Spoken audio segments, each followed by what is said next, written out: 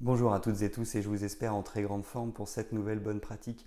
Aujourd'hui, je voulais parler de communication et comment bien parler aux autres. Ça commence déjà par savoir bien se parler à soi-même. Finalement, c'est essayons d'analyser comment est-ce que nous nous parlons à nous-mêmes.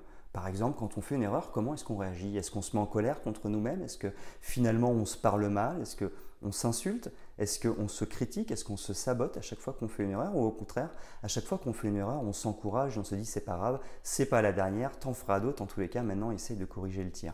Voilà, si on se parle avec bienveillance, il est certain qu'on parlera avec les autres de manière bienveillante. Si par contre, effectivement, on se parle mal à soi-même, on risque de parler très mal aux autres. Donc faisons attention à notre discours intérieur, à la manière dont nous nous parlons. Généralement, on a tendance à dire il faut se parler à soi-même comme si on était un ami. On se parle comme à un ami finalement. Donc on se parle avec bienveillance, on s'encourage, j'ai envie de dire, on ne se casse pas et on ne se sape pas le moral à chaque fois qu'on fait une erreur. Il faut s'encourager, se parler comme à un ami.